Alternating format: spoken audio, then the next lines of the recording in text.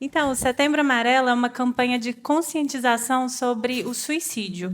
A gente sabe que as taxas de suicídio entre jovens, adultos, até idosos são bem altas, principalmente no Brasil. Eu acredito que aqui na Inglaterra também não seja diferente.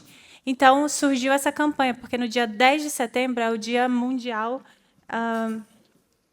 da. Sorry, gente. É o Dia Mundial da Prevenção do Suicídio. Então, eles colocaram todo mês como o mês da conscientização, para justamente quebrar os tabus existentes. Porque muita gente não fala de depressão, não fala do suicídio, mas ele existe e às vezes está do nosso lado. E principalmente dentro das igrejas.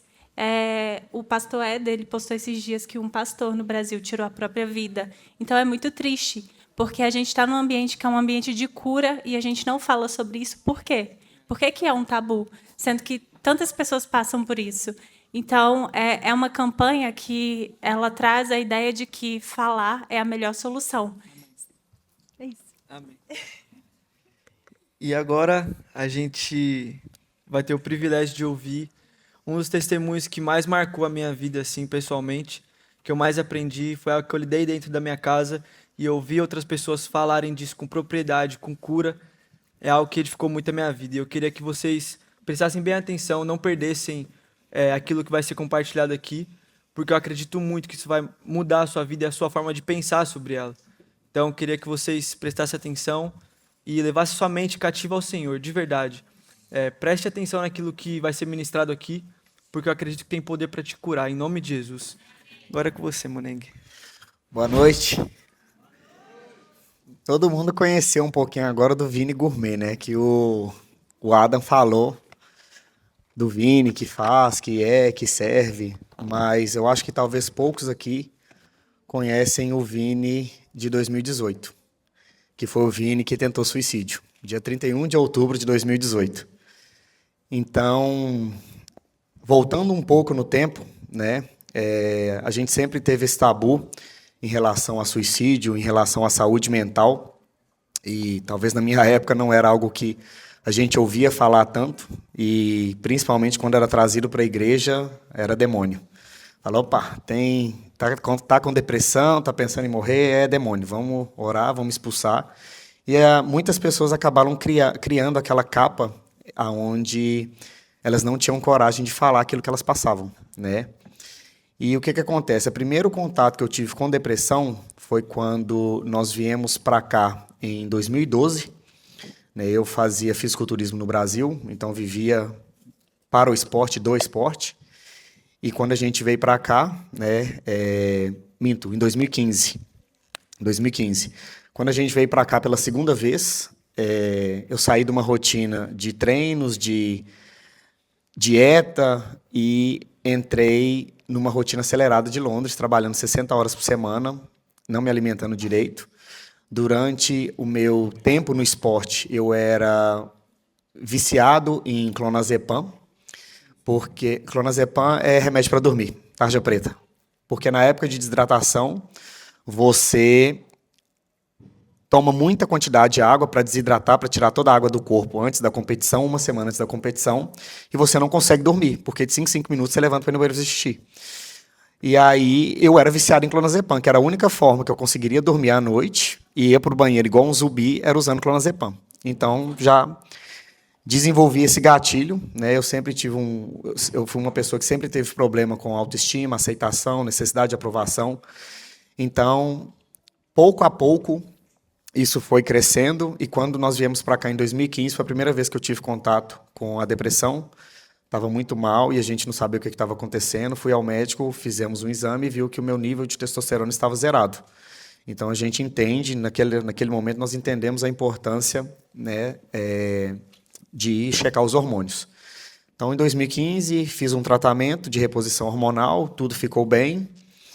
E aí, novamente, eu tive outro episódio de depressão por volta de 2016, estava numa rotina de trabalho muito intensa, trabalhava uma média de 15 horas por dia, de segunda a segunda, então tive novamente depressão, só que eu nunca dei muito certo com os remédios, então eu sempre fugia de usar os remédios, porque me fazia muito mal. Aí o meu sonho sempre foi ser pai, né? Em 2017 eu tive o privilégio de ser pai, E aí, quando eu acho que Satanás viu uma oportunidade, e eu dei brecha para poder cirandar e fazer uma bagunça tremenda na nossa vida. 2017, depois que a Clarissa nasceu, eu trabalhava muito. Eu me envolvi num relacionamento fora do casamento. Tive um relacionamento extraconjugal, então eu vivia duas vidas. E essa questão de viver duas vidas, isso acabou com a minha saúde mental. Não frequentava a igreja, não conversava com ninguém, e isso mexeu muito comigo. E diante disso, comecei a fazer uso de cocaína, comecei a fazer uso de drogas, decidi que eu queria ser gangster, então entrei em gangues, mexi com coisas erradas, mexia com fraude de cartão de crédito, tudo que você imaginar de ruim que uma pessoa pode fazer, você pensa e multiplica por 10, era o Vini de 2017 e 2018. 2018 eu comecei com automutilação, então me cortava nos braços, me cortava nas pernas, era muito agressivo. Chegava em casa, não conversava com a Laís, não conversava com a minha esposa, e minha esposa sempre foi uma mulher de muita oração, e ela buscava e tentava entender no Senhor o que estava acontecendo. Fazendo um resumo disso tudo, foi acarretando uma série de gatilhos, né, nesse período de 2018, e 31 de outubro de 2018 eu tentei suicídio. Eu tentei me matar em casa, tomei mais de, acho que 20 miligramas de clonazepam com uma garrafa de vinho.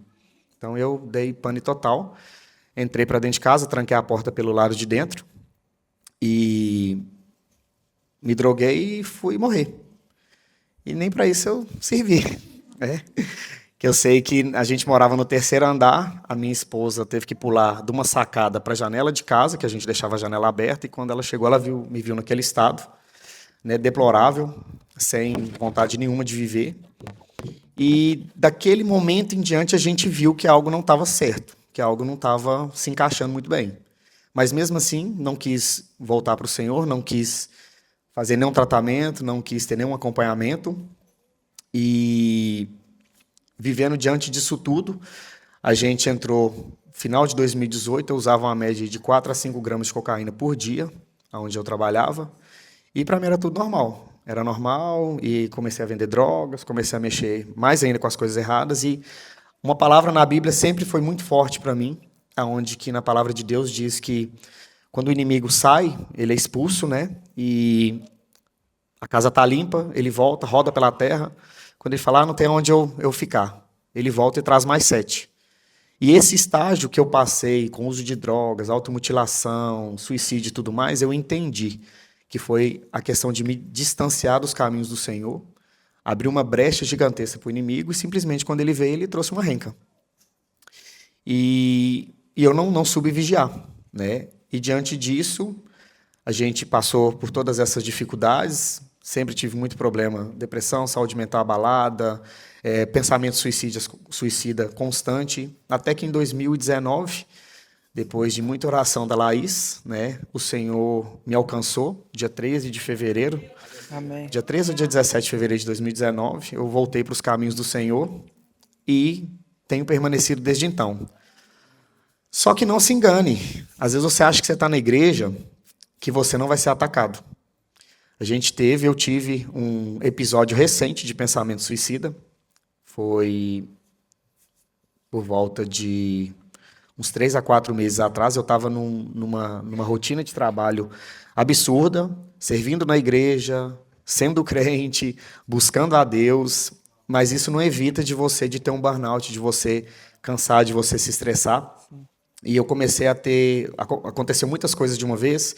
Tive a minha moto roubada, tomei um processo na empresa de um subcontratado que eu contratei. Uma empresa me processou por uma coisa ridícula. Então, assim, acumulou tudo de uma maneira tão grande. Eu estava num cansaço tão extremo pela rotina de trabalho que eu comecei novamente a ter pensamento suicida. Eu falei, cara, viver para quê? Qual que é o objetivo da vida? A gente busca a Deus, a gente ora, a gente vai na igreja, a gente faz tudo certo. E mesmo assim, as coisas não dão certo. E muitas vezes a gente para de confiar que o Senhor está no controle da nossa vida e a gente começa a querer fazer tudo com a força do nosso próprio braço. E a gente não fica na dispensação do Senhor. E aí a minha moto novinha, quantas vezes eu em cima da moto eu falava, cara, que vontade de sentar essa moto na traseira desse caminhão. E aí você pensa na filha, você pensa na família, e eu falo que suicídio é um pensamento muito egoísta. Porque você não está nem aí para quem que você ama. Você fala, não, vou acabar com a minha vida e vai ser o fim. Cara, e quem fica? Então, muitas vezes a gente não pensa, a gente não fala, a gente não conversa e a gente vai se envolvendo nessas coisas. Às vezes a gente quer ser os mauzão da escola, a gente quer ser, né, as pessoas que, quando olham para a gente, têm medo da gente, a gente quer passar uma impressão. Cara, isso vai te levar aonde? Isso é um caminho de morte. Eu falo porque eu já estive lá. Eu já fiz tudo que muitos jovens hoje pensam em fazer. E, cara, isso não vai levar vocês a lugar nenhum. Tudo que vocês acham que é a hype do momento, é drogas, é vape, é sexo antes do casamento, tudo que vocês pensam que é a solução dos seus problemas, que é viver a vida, vocês estão se matando aos poucos. E quando vocês menos esperarem, bate na sua porta. E se você não tiver uma estrutura, se você não tiver pessoas que oram por você, pessoas que te acompanham, pessoas que te discipulam, cara, vai ser muito difícil sair do buraco. Eu falo por experiência própria. Eu não tinha ninguém para me discipular, não tinha ninguém para conversar, não tinha esse tipo de papo aberto, onde as pessoas falam, porque muitas vezes a gente se isola e a gente não quer falar de nada. E aí eu tive a minha moto roubada, né? Questionei a Deus, falei, Deus, mas como assim? Eu dou dízimo, eu dou oferta, eu semeio na igreja, como você permite que minha moto seja roubada? E Deus ficou caladinho, bonitinho, como se nada tivesse acontecendo, o rolezinho dele, e eu tentando entender o que estava acontecendo. Aí tomei um processo de quase 60 mil libras, um processo ridículo. Se contar para vocês, você não acredita de tão ridículo que foi, por causa de um pedaço de papel que eu não coloquei o cabeçalho da maneira que deveria colocar, então aquilo não serviu como uma notificação para a empresa que os valores que eles estavam me cobrando estavam errados, e tomei um processo de 60 mil libras. E burnout de trabalho, cansado, teve o roubo da moto, não conseguia dormir, o que a gente entende a importância de uma boa alimentação, a gente entende a importância de uma atividade física, que é onde eu mantenho minha sanidade mental, me exercitando, a gente entende a importância de um sono, né, uma noite bem dormida. E aí o Senhor nos permitiu mudar de casa, aonde eu fiquei praticamente recluso 4 semanas, aonde a gente mudou só fazendo coisa de velho. Mexendo nas plantas, lá do jardim, montando móvel para minha mulher, colocando prateleira, mas aquele ali foi o tempo que o Senhor trabalhou comigo, o Senhor me tratou. Eu fiquei na dispensação do Senhor, confiando no que Ele estava fazendo, me isolei de tudo, praticamente 4 semanas, ia na obra às vezes ver os meninos 1 ou 2 vezes na semana, e olhe lá. E continuei servindo na igreja até que eu vim servir o Connected.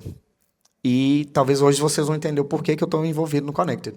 Porque o Connected, uma pulseira que a pastora Jéssica me deu, onde dizia, nunca desista, never give up, ela conseguiu me tirar do buraco. Porque todos os dias eu olhava para aquela pulseira e falava, cara, ainda há esperança. Eu já venci isso, eu já saí, ainda há esperança. E eu não me mutilava mais, não usava droga, não me desviei dos caminhos do Senhor, não me embebedei, não fiz nada do que eu era acostumado a fazer. E hoje eu entendo que foi um teste que o Senhor fez comigo. Foi um momento que era necessário de eu me retirar, de eu silenciar as vozes que muitas vezes ficam barulhando na nossa cabeça e viver a minha família. E entender a importância da minha família, levar minha filha para a escola, buscar minha filha com uma marmitinha, que ela adora o mexido. Eu chegava na escolinha com o mexido dela, o suquinho de maracujá, e a gente via batendo papo no caminho, chegava em casa, ia arrumar uma planta, ia arrumar os meus amigos que estão aqui. Obrigado a todos vocês que estão aqui, lá da empresa. Não dá para ver todo mundo, mas obrigado por vocês, né, estarem aqui. Me ajudaram fazendo toda a grama sintética lá de casa. E esse foi o meu momento. E dali para frente, meus amigos, o que o Senhor tem feito na minha vida, o quanto o Senhor me mostrou que a solução de todos os nossos problemas é colocar Ele no centro. E o quão bom é viver na dispensação do Senhor e ter fé e a esperança nele é impagável. Hoje eu vivo com talvez o dobro de problemas que eu vivia há tempos atrás. A gente fez um projeto numa escola que, assim, a gente viu o cuidado de Deus em cada percurso do projeto e não teve nada melhor de que estar no rolê, você está ali ralando, sofrendo, tudo desmoronando ao seu redor, mas você tem a confiança e a segurança nele, que ele fará, que ele vai abrir portas, que ele vai cuidar e falar, Deus, o Senhor disse que eu não seria envergonhado nesse projeto. O meu objetivo em todos os projetos é glorificar e exaltar o seu nome, indiferente de onde eu esteja. Ajuda, porque eu sozinho não consigo. E Deus ia mandando gente, ia mandando pessoas, e Deus ia abrindo as portas. E quando a gente tinha mais de 35 pessoas trabalhando, de backgrounds diferentes, que a gente nunca nem tinha visto. É o amigo do amigo da igreja, e juntou aquele multirão de pessoas, e a gente concluiu o projeto, que o nome de Deus foi engrandecido naquele lugar, vidas foram impactadas naquele lugar. E as pessoas, quando entraram naquele lugar, as professoras, as diretoras, quando entraram na escola, elas choravam. Elas falavam, cara, o que a gente sente aqui é surreal. E elas falaram com a gente, cara, a gente vê esse senso de comunidade que você tem, é uma coisa incrível. E aí, muitas vezes, eu falava com os meninos em prantos e falava, cara, se Satanás tivesse vencido em 2018, nada disso teria acontecido. A vida do Ada não teria sido impactada. A vida da igreja, a vida de pessoas aqui que eu tive o privilégio, que para mim é um privilégio abençoar e semear, não teria sido impactada pela vida do Vini. Lógico que o Senhor levantaria outra pessoa, mas entender a importância de viver o seu propósito. Então, indiferente do que você esteja passando, se você está se cortando, se você está se mutilando, se você quer desistir da vida, se você não tem mais esperança, não desista. Ele tem um propósito para cada um de nós. Não fica pensando que você não é bom o suficiente. Não fica pensando que você não é nada, que você não vale nada. Eu sempre tive esses pensamentos. Mal eu sabia o que o Senhor faria e o que o Senhor tinha planejado para a minha vida. Se você me perguntasse em 2018, Vini, o que você acha que vai acontecer com você daqui 7 anos? Meu amigo, eu não estaria aqui não, eu já estaria fedendo. Porque eu nunca imaginaria o que o Senhor tem feito na minha vida, na minha casa, a restauração do meu casamento, a restauração da minha família. E hoje a gente tem sido ferramenta para curar pessoas, hoje a gente tem sido ferramenta para resgatar pessoas. A minha empresa não é uma empresa que o nosso foco é dinheiro. A minha empresa é uma empresa onde a gente já recebeu inúmeras palavras que é uma empresa onde vão restaurar vidas. Amém. Vidas vão ser atingidas, vidas vão ser alcançadas. A gente tem um exemplo aqui. Quem sabe um pouco que acompanha, conhece o Kennedy. O Kennedy veio para a empresa, está comigo desde o início, batizou aqui na igreja, teve o casamento dele restaurado, Amém. Que vocês podem sentar e conversar com ele. E se eu não tivesse vivido o meu propósito? Aonde eu estaria? Então, hoje ainda, claro, eu não vou falar, nossa, mas você está 100% livre. Não, a gente tem as dificuldades, a gente tem as lutas, mas aquilo que está comigo é muito mais forte do que as vozes que eu escuto. Então, hoje eu entendo que, cara, Deus vai fazer eu passar nesse rolê cabuloso, mas Ele está comigo. E se for para morrer, eu vou morrer com Ele do meu lado. Se for para viver e prosperar, eu vou prosperar com Ele do meu lado. Se Ele tirar tudo de mim hoje, Ele vai estar do meu lado. Se Ele me dá o dobro do que eu tenho hoje, Ele vai estar do meu lado. Amém. E hoje eu vivo na dispensação do Senhor, colocando Ele como centro. E tendo a convicção de que eu preciso viver o meu propósito. E que muitas vezes as vozes que falam que eu não sou capaz, que as vozes que falam que eu sou fraco, que eu sou isso, que eu sou aquilo, palavras que a Bíblia não nos ensina, o Senhor me ensinou a calar. O Senhor me ensinou a silenciá-las. Então, se você hoje passa por uma dificuldade, um desafio, qualquer área que seja, fale. Você tem os seus pastores aqui, tem o pastor Fabiano, que é um homem de Deus, tem a pastora Jéssica, tem vários pastores aqui na igreja, o Éder, que me acompanha já tem praticamente 4 anos. Quantos rolês a gente já compartilhou junto, quantas conversas de rebeldia eu já fui ter com o Éder, querendo brigar e bater em Deus, e Éder, calma, varão, Deus vai fazer, confia nele, calma.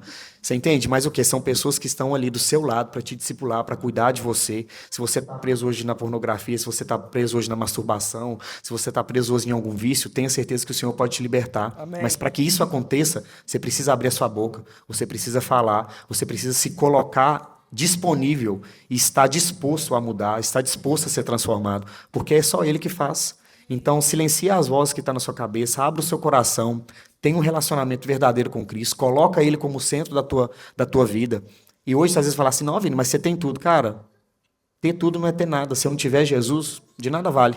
Amém. Quando a minha filha foi acometida de uma enfermidade, todo o dinheiro na conta não faria que ela fosse curada. Ela precisou passar por uma cirurgia, nós enfrentamos um desafio com ela que foi uma prova de Deus, se nós viraríamos as costas para o Senhor. Por quê? Ela foi uma promessa. Ela foi um milagre que o Senhor fez na nossa vida. Aí o Senhor me dá uma promessa na nossa cabeça com defeito, mas o que a gente fez? Vamos confiar nele. Ele está no controle. Se ele deu, se ele prometeu, ele vai fazer. Então a gente teve desafios, a gente enfrenta desafios na nossa casa. Yes. E indiferente do que você tem ou deixa de ter, o importante é ter Jesus. Amém. Ele é suficiente. Não importa o dinheiro, não importa o que você faz, o carro que você tem, com quem você anda, o que importa é Jesus. Então entenda a importância de ter Jesus como centro e ter pessoas que Amém. Te acompanhem, pessoas que te discipulam, pessoas que estão dispostas a estender a mão, porque na hora que você está no buraco, meu amigo, é difícil, yes. Mas na hora também que você está no buraco, o único lugar que você consegue olhar para o alto e é da onde vem o socorro. Amém? Amém. Amém, amém. Aplaudo o Senhor por essa vida curada, por esse testemunho que impacta a minha vida e a vida de vocês. Eu tenho certeza que foi impactado por isso, porque a gente está falando com a prova viva de que Deus ainda vive, Cristo vive. Cristo vive e cura. E eu queria saber de você, assim, no ápice da sua depressão, naquele momento mais obscuro que você viveu, como que você via Jesus, mano? Como que era a imagem dele pra você? O que passava por sua cabeça? Verdade ou gourmet? Verdade. Não via Jesus.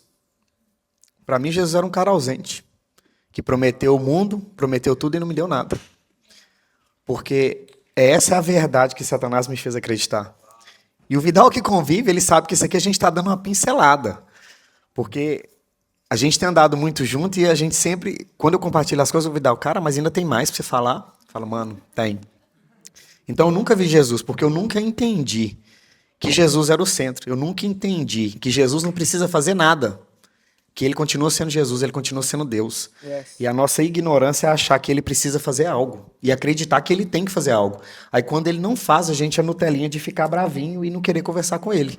Então aí quando a gente está no rolê ruim, a gente fala, não, a culpa é de Deus. Mas quando você está fumando, quando você está se drogando, quando você está afastado dos caminhos dele, quando você está fazendo tudo que a Bíblia diz para não fazer, e aí o trem dá ruim, você fala, uai, mas cadê Jesus? Fala, mas peraí. Você está servindo a quem? Porque não tem como servir dois senhores. Se você serve um, você serve o outro. Então, se você não está servindo Jesus, fica a dica. Amém, amém. Gente, assim como eu fiz a pergunta agora, a gente vai jogar um QR Code aí no telão. E vocês também vão escanear com a câmera. E vocês podem mandar a pergunta que eu vou selecionar algumas aqui. E a gente faz, tanto para o Vini, tanto para a Débora. E aí, já tá aí? Vocês podem escanear agora. Tira 30 segundos, um minutinho para vocês responderem. Não se distraia, responde e já volta sua atenção para cá. Pergunta. Ou, para perguntar, é verdade. Faça sua pergunta e, enquanto isso, a Débora vai falar um pouquinho para a gente agora. Eu queria que você trouxesse o lado profissional da coisa, o lado científico da coisa e aquilo que você entende sobre a depressão, o suicídio, as tentativas e como você encara tudo isso sendo uma profissional da área. Então, o Vini, tudo que ele falou é a parte científica, né? É o que a gente conhece dos sintomas, dos excessos, dos comportamentos e o que leva ao suicídio. Então, a gente tem alguns sinais de alerta, né? Que são mudanças no comportamento. Uma pessoa que antes ela estava sempre perto da galera, ela começa a se isolar, ela já não vai mais nos cultos, ela já não vai mais no futebol, ela não vai mais sair com a galera depois do culto. Então, isso já é um sinal de alerta. Ela começa a se isolar. Ela começa a perder o interesse naquilo que ela gosta, que é o futebol, é a galera da igreja, é estar em comunhão. E aí, quem estuda, né, alguns professores vão notar a queda no desempenho. Tem pessoas que já, naturalmente, têm uma queda de desempenho, mas aqui a gente está falando de uma queda brusca. Do nada, a pessoa ela se perde ali na escola e as notas vão mal, tudo vai mal. Em casa, a família não sabe explicar o porquê. E também tem a questão do sono e do apetite. O sono e o apetite, ou eles vão ser de mais, ou eles vão ser de menos. Aí, ou a pessoa ela vai emagrecer muito, estando depressiva, ou ela vai engordar muito por conta disso.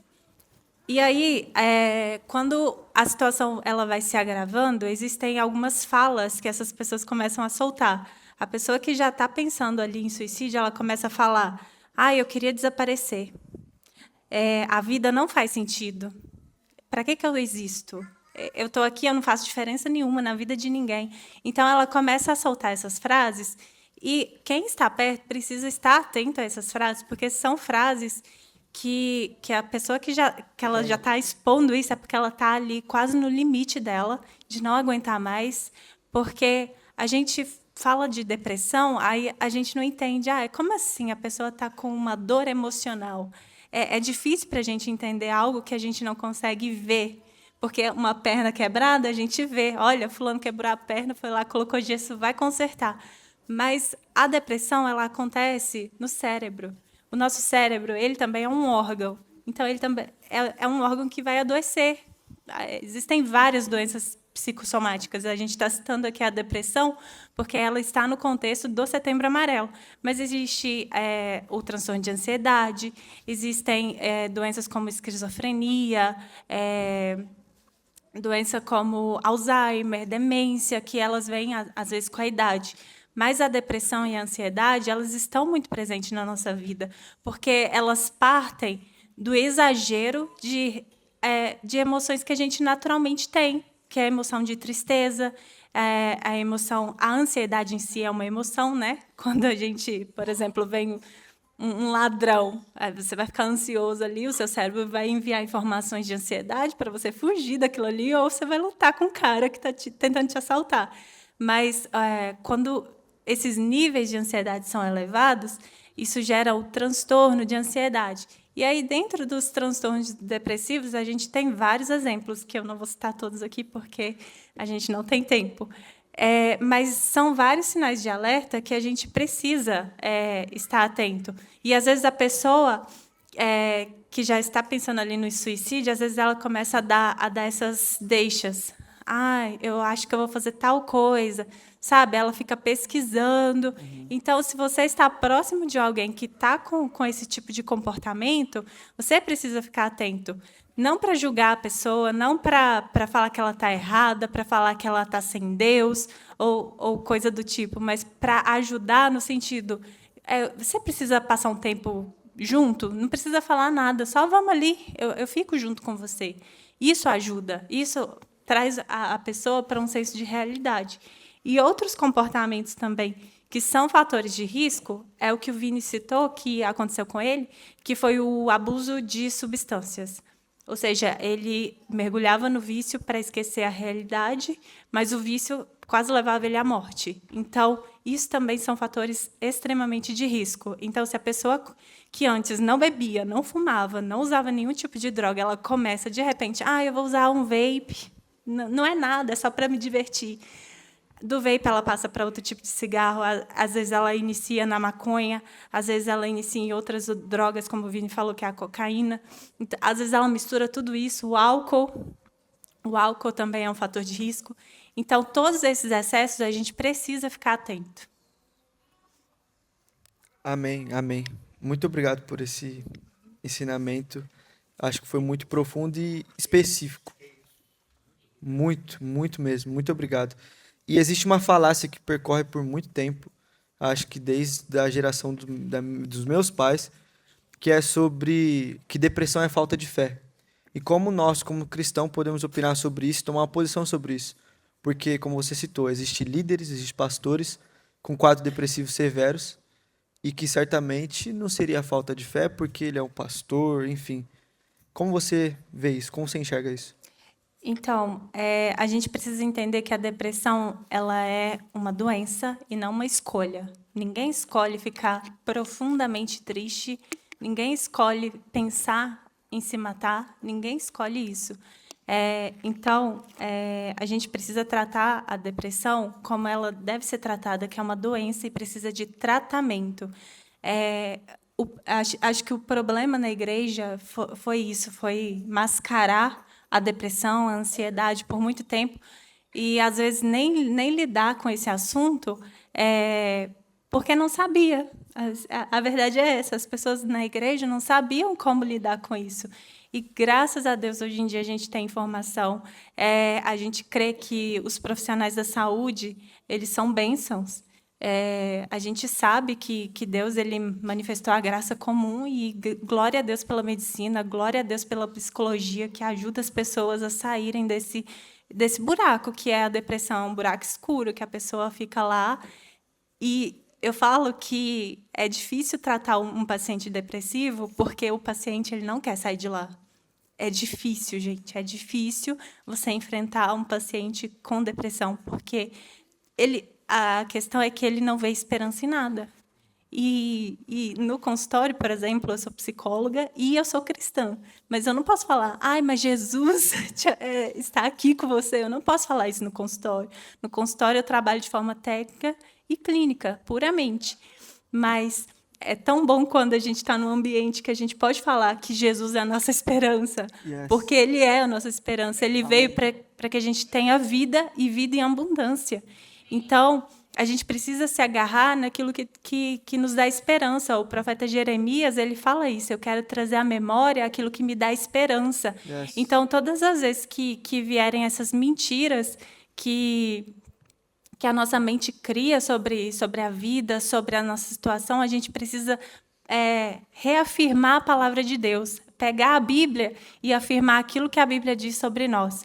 Porque eu sei que é difícil, mas a depressão, ela não é falta de fé, ela não é falta de Deus. A gente pode citar o profeta Elias, que ele venceu 850 falsos profetas, os profetas de Baal e de Aserá. Ele matou todo mundo, e aí ele ficou com medo de uma mulher. Uma mulher fez ele fugir e se esconder numa caverna. As esposas, né? Ou sua mãe. Mas é isso. Uma mulher fez Elias esconder numa caverna e falar que queria morrer. O que aconteceu com aquele profeta que matou 850 pessoas, 850 falsos profetas?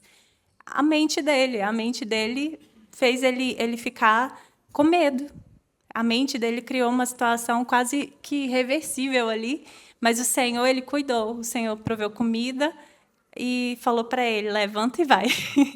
Então, a gente precisa se apegar naquilo que Deus diz sobre nós, porque e também o tratamento, né? O tratamento, ele é uma bênção, são ferramentas. A depressão, ela pode ser biológica, pode ser psicológica, ela pode ser social também. Os fatores sociais, eles podem contribuir para a pessoa entrar em depressão.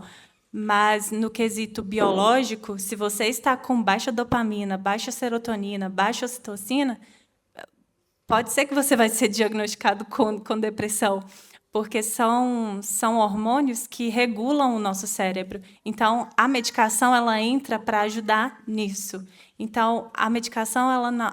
eu vou ficar dependente. Você não vai ficar dependente se você fizer o tratamento. O problema como o Vini falou, ele usava o medicamento para esquecer do mundo. Tomava e apagava. Não, mas as doses corretas do medicamento, ela vai te ajudar. E também falar. Falar é sempre a solução, é sempre o melhor caminho. Tenha pessoas com quem você possa compartilhar, tenha pessoas para você se abrir, mesmo que não seja um terapeuta, procure um amigo, procure uma pessoa de confiança, uma pessoa que vai orar com você e vai te ajudar. Amém, amém, glória a Deus. E, Débora, eu queria saber o que a gente pode fazer ou não fazer, falar ou não falar para aquela pessoa que está em estado depressivo, porque a gente tem tendência muito a julgar e a tacar pedra de primeira, assim, tacar pedra, levanta e vai. Não. O que a gente deve fazer e não fazer? Então, essa pergunta também é muito boa, porque muitas vezes a gente vai querer minimizar o sofrimento daquela pessoa. Não, isso é só uma tristeza, vai passar. Tem gente em situação pior. Gente, essa frase mata. Quem tá numa situação assim, essa frase vem assim, matando. Em vez disso, de falar que é só uma tristeza, que vai passar, fale para essa pessoa: olha, eu não consigo nem imaginar como você está se sentindo, mas eu estou aqui com você. Você não precisa falar mais nada, você não precisa fazer nada, porque a gente entende que essa pessoa não quer. Vai ser difícil ela sair daquele lugar ali, mas esteja com ela, esteja presente com ela. A gente tem vários. Eu coloquei aqui 6 pontos, né, do que não fazer e o que fazer, ao invés de não fazer. Outro ponto é dar sermão ou lição de moral. Falando para essa pessoa: não, mas você tem que reagir, levanta, tem que fazer alguma coisa. A depressão, ela não é falta de esforço. Ela é uma condição que compromete a capacidade de reagir. Ela afeta os nossos relacionamentos, ela afeta a nossa vida social, ela afeta a nossa fé. Então, não adianta você falar: você tem que reagir. A pessoa está custando ali respirar, quem dirá reagir. Então, ao invés de falar isso, fala para ela: e aí, você quer dar uma volta? Você quer tomar um café comigo? Você não precisa falar para ela ir sozinha, vá com ela. Chama ela para você ir junto. O terceiro ponto é impor a sua fé ou espiritualidade. aí a gente entra no ponto que você perguntou sobre as pessoas que falam que isso é falta de fé, né? Mas falar que é falta de fé, ou que a pessoa precisa orar mais, ou que é ataque espiritual, também não vai ajudar. Isso pode causar culpa e vergonha. Então, a pessoa já está preocupada, já está se sentindo mal, aí ela vai ficar pior, porque ela, nossa, é mesmo, isso aqui é falta de fé. Eu nem tenho Deus nessa situação. E aí, como que eu fico? Em vez disso, fala para essa pessoa, eu posso orar com você. Vem aqui, a gente vai orar junto. A oração vai te fazer bem. Tudo que você falar para essa pessoa fazer sozinha vai ser uma dificuldade para ela. Então, seja presente nesse momento. Mas eu quero só ressaltar aqui que eu não estou falando que ataques espirituais não existam. Eles existem e podem acontecer na nossa mente, inclusive. Mas, nesse caso, a gente está falando da depressão clínica. A pessoa foi diagnosticada, ela está em tratamento. Então, não adianta você falar que é falta de fé ou que é ataque espiritual nesse caso. O quarto ponto é tentar consertar a pessoa. Falar que ela tem que mudar o jeito de pensar, que ela tem que mudar o jeito de agir, que ela tem que ser mais positiva. Isso também não vai ajudar e a depressão não se resolve com pensamento positivo. Em vez disso, é melhor a gente perguntar, você quer conversar sobre o que está te machucando? Eu posso te ouvir. De novo, se demonstre presente, se demonstre que você quer ajudar de verdade. E o próximo ponto é fazer pressão para ela sair de casa ou se animar.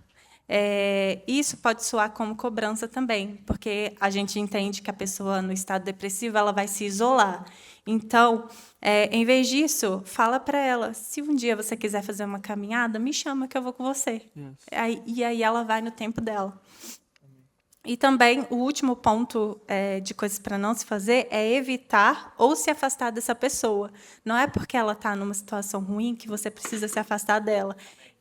Como eu falei, os pacientes depressivos, geralmente, eles são difíceis de tratamento e também eles podem ser difíceis de se relacionar, mas não se afaste dessa pessoa, porque ela precisa de você. O isolamento é um dos fatores mais perigosos, e aqui eu entro na questão de adolescentes. Se você é pai, se você é mãe que está aqui, cuidado com seu filho, cuidado com o isolamento dele no quarto dele. O quarto dele é o mundo dele, mas ele entra lá com o celular dele, e aí é o mundo inteiro na mão dele.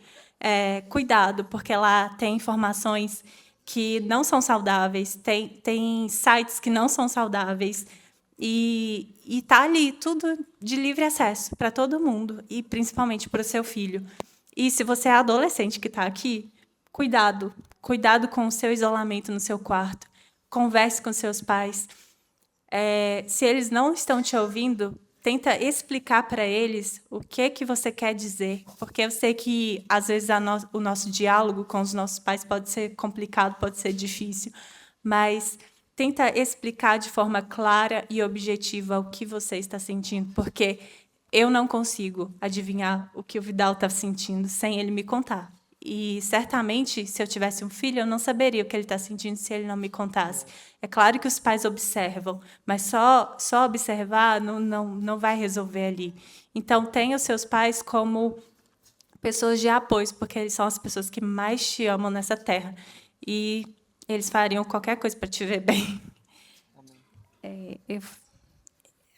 Ao invés de evitar a pessoa e se afastar dela, mantenha contato, às vezes manda uma mensagem, fala para ela, eu estou pensando em você, eu estou aqui se você precisar, se você quiser sair, eu estou aqui. E é isso. Amém. Eu acho que isso fala muito sobre o servir também. A gente está aqui para amar. E se a partir do momento em que a gente vê alguém depressivo, alguém de cama, e a gente taca pedra, a gente está indo totalmente contra daquilo que a gente prega. Então, eu acho que se a gente primeiro entender que a gente foi chamado para amar e para servir, a nossa primeira atitude não vai ser lançar pedras, vai ser amar. Então, isso, a partir do amor, vem todo esse contexto que você citou. Agora eu vou ler para mais uma pergunta que alguém mandou, e eu vou fazer para você, Moneng.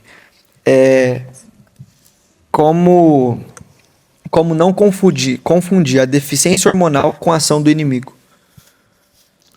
Aí você tem propriedade, né? Aí dá bom. Como não? Como não confundir a deficiência hormonal com a ação do inimigo ou com a batalha espiritual, acho que a pessoa quis dizer. Aí a questão nesse rolê aí é fazer o exame de sangue. Porque, na verdade, porque não tem como.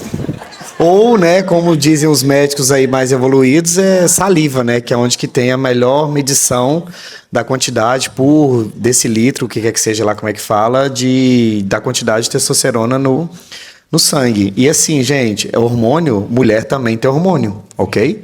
Então, o que você vai ter? A Débora já nos explicou com maestria os gatilhos, né? Os sintomas daquele problema. Então, se você está começando a sentir cansado demais, só quer dormir, ou está comendo demais, ou algum desses sintomas relacionados à depressão, faz um exame. Você vai fazer um exame e falar, peraí, então não é hormonal. O que pode ser, então? É onde você busca. 2 pontos que eu queria ressaltar. O ponto número 1. Ela falou do poder da mente, né? Dos pensamentos e etc. Não sei quem esteve aqui na conferência de libertação, mas eu aconselho a todos acompanharem a todas as pregações que aconteceram, porque aquilo ali me ajudou muito, foi muito libertador, para a gente aprender a controlar a nossa mente. E a gente começar a proferir e acreditar naquilo que a palavra de Deus diz a nosso respeito. Então aquilo ali foi um treinamento, assim, para mim, muito eficaz por algo que eu já vivi várias vezes na minha vida. Esse é o ponto número 1. E o ponto número 2 é se alimente da palavra. Porque ele fez uma pergunta e eu fui muito juninho na resposta. Quando ele falou assim, e durante sua depressão, como você via Jesus? Eu falei, eu não via Jesus. Na primeira fase da depressão. Essa última agora, eu via Jesus em todo o tempo. E eu confiava, e eu tinha a minha esperança nele, por acreditar naquilo que a palavra diz, que ele ia me tirar de onde eu estava. Que ele estava trabalhando naquele processo, que ele estava trabalhando naquela fase que eu estava passando. Então eu entendi que foi um trabalhar de Deus. Então, você se alimentando na palavra e tendo convicção, e como eu disse antes, colocando ele no centro, gente, não quer dizer que Jesus no centro, você não vai ter dificuldade, você não vai ter depressão, você não vai ter problemas. Não é isso. Esse não é o evangelho Nutella, que é aquele que muitos pregam. Não, você vai ter muita dificuldade. Só que ele estando no centro, é onde você vai se apegar e falar, mano, peraí, o negócio tá esquisito, mas opa, calma, que ele está aqui. Eu tenho aonde segurar, eu tenho aonde me apegar. E você se apega nele. Amém. Amém.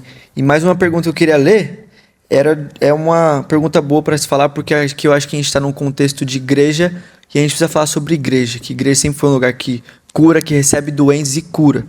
A pessoa não entra na igreja e sai da mesma forma. Eu queria que vocês dois, bem rapidinho, respondessem sobre, vou começar por você, de que forma a igreja pode ser um lugar seguro para quem está no estado depressivo?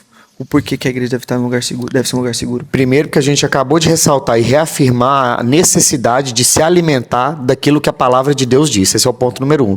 Segundo, aqui você vai ter pessoas que te amam, que talvez enfrentam a mesma dificuldade com você, mas elas só saberão disso a partir do momento que você participar de um pequeno grupo, de uma célula, onde você vai ter um tempo de mais qualidade com as pessoas que estão ali na célula, e a partir do momento que você também se abrir para ser discipulado.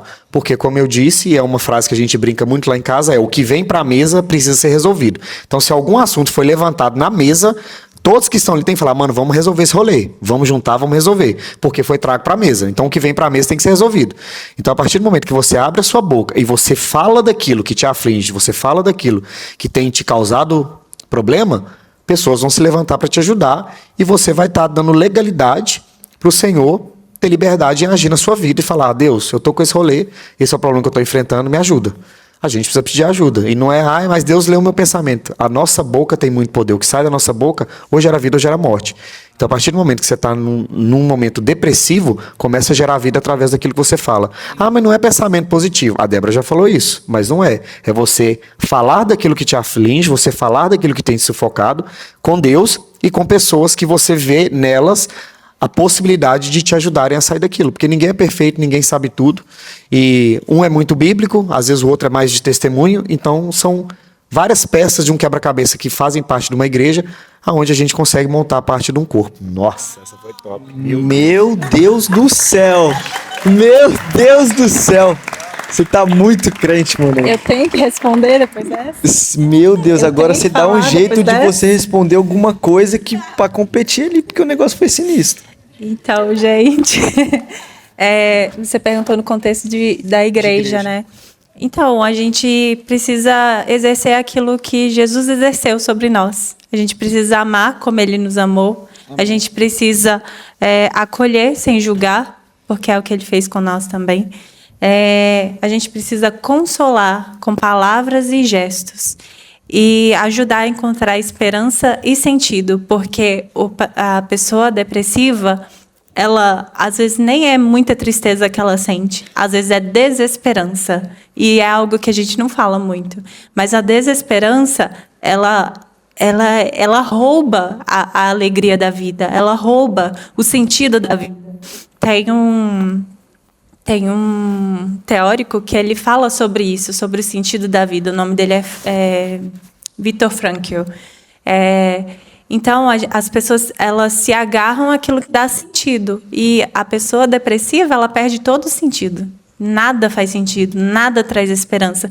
Então, nós, como cristãos, vendo uma pessoa nessa situação, a gente precisa exalar isso, a gente precisa exalar a esperança de Cristo. E o Senhor, Ele nos chama para caminhar com corpo, alma e espíritos alinhados ao propósito dEle. Então, estar alinhado à palavra de Deus na comunidade é essencial. E eu deixo aqui o versículo de Tessalonicenses 5:23. E o mesmo Deus de paz vos santifique em tudo, e todo o vosso espírito, alma e corpo sejam conservados irrepreensíveis para a vinda do nosso Senhor Jesus Cristo. Amém. E as cartas de Paulo também nos ensinam muito sobre lançar sobre Jesus a nossa ansiedade, porque Ele cuida de nós. E no próprio livro de Filipenses está escrito no que a gente deve pensar. A gente deve pensar naquilo que é bom, naquilo que é agradável, naquilo que é verdadeiro. Amém. Então, é disso que a gente tem que encher a nossa mente. A gente tem que encher a nossa mente e aí acontece a renovação da mente, né? Yes. Não sei se você vai citar depois, mas a renovação da mente é um mandamento também. A gente precisa todos os dias renovar a nossa mente e não ser conformados com as mentiras desse mundo, com as mentiras que Satanás joga na nossa mente. Como o Vini falou, a gente teve a conferência de libertação e teve uma pregação inteira sobre batalha na mente. E a batalha na mente ela é vencida quando a gente renova a nossa mente e a gente gera a mente de Cristo em nós. Glória a Deus, gente. Aplaudo o Senhor por esse programa, por esse conversa, por tudo que Ele fez. Glória a Deus.